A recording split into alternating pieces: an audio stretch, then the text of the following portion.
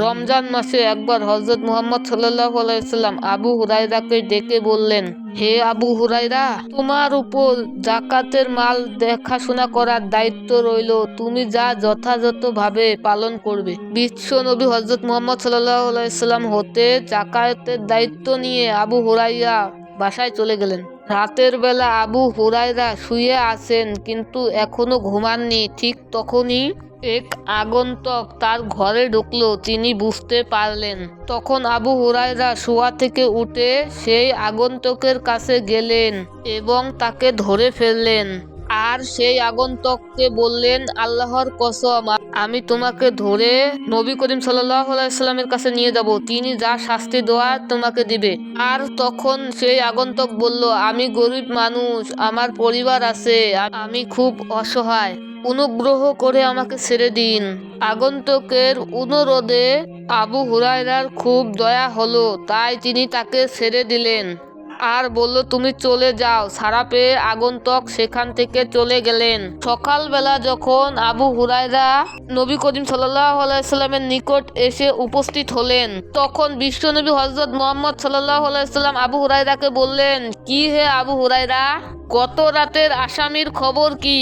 তখন আবু হুরায়রা অবাক হয়ে বললেন, হে আল্লাহর রাসূল, সে আমার কাছে এসে তার অভাবের কথা বলেছে, আমি তার উপর দয়া করে তাকে ছেড়ে দিয়েছি। তখন বিশ্বনবী হযরত মুহাম্মদ সাল্লাল্লাহু আলাইহি ওয়াসাল্লাম বললেন, হে আবু হুরায়রা, অবশ্যই তিনি তোমাকে মিথ্যা কথা বলেছে, দেখবে সে আবার আসবে। বিশ্বনবীর কাছে এ কথা শুনে আবু হুরায়রা বুঝে নিল যে সে আবার আসবে, কারণ রাসূল করিম সাল্লাল্লাহু আলাইহি ওয়াসাল্লাম বলেছেন সে আবার আসবে। অতঃপর আবু হুরায়রা অপেক্ষায় থাকলেন।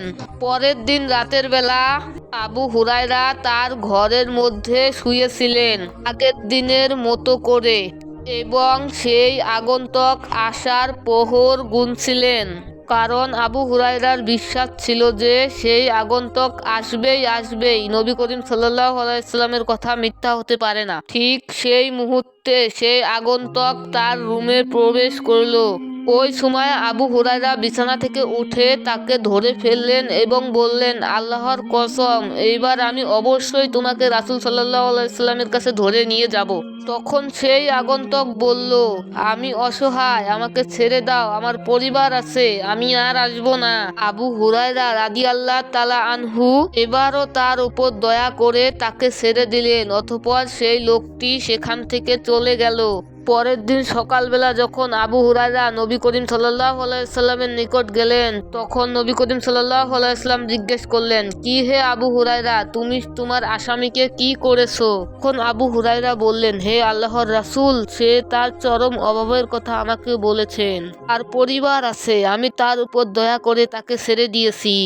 তখন আবার রাসূল করিম সাল্লাল্লাহু আলাইহি ওয়াসাল্লাম তাকে বললেন, অবশ্যই সেই লোকটি তোমাকে মিথ্যা কথা বলেছে, দেখো সেই লোকটি আবার আসবে। এবারও আবু হুরায়রা বুঝে গেলেন সেই লোকটি আবার আসবে। অতঃপর তৃতীয় দিন রাতের বেলা সে তার বিছানায় শুয়েছিল। ঠিক তখনই সেই লোকটি তার রুমে প্রবেশ করলো আর খাবারের মধ্যে হাত ঢুকিয়ে খুঁজতে লাগলো। ঠিক তখনই আবু হুরায়রা রাদিয়াল্লাহু তাআলা আনহু তাকে ধরে ফেললেন এবং বললেন, আল্লাহর কসম, আমি অবশ্যই তোমাকে রাসূল সাল্লাল্লাহু আলাইহি ওয়াসাল্লামের কাছে ধরে নিয়ে যাব। তুমি এই নিয়ে 3 বার এসেছো, অথচ তুমি বলেছো প্রত্যেকবার তুমি আর আসবে না, তুমি গরিব ও দরিদ্র, এই কথা বলে তুমি চলে গিয়েছো। তখন সেই আগন্তুক বলল, আমাকে ছেড়ে দাও, আমি তোমাকে 3টি বাক্য শিক্ষা দেব, যা তোমার পরবর্তীতে কাজে লাগবে। আবু হুরায়রা বললেন, কি সেই বাক্যগুলো? তখন সেই লোকটি বলল, তুমি ঘুমানোর সময় প্রত্যেক দিন আয়াতুল কুরসি পাঠ করবে, তখন আল্লাহর পক্ষ থেকে একজন রক্ষক তোমাকে পাহারা দেবে, আর সকাল পর্যন্ত শয়তান তোমার কাছে আসতে পারবে না। ওই আগন্তুকের কাছ থেকে উক্ত বাক্য শোনার পর আবু হুরায়রা রাদিয়াল্লাহু তাআলা আনহু ওই আগন্তুককে ছেড়ে দিলেন। সেই আগন্তুক সেখান থেকে চলে গেলেন।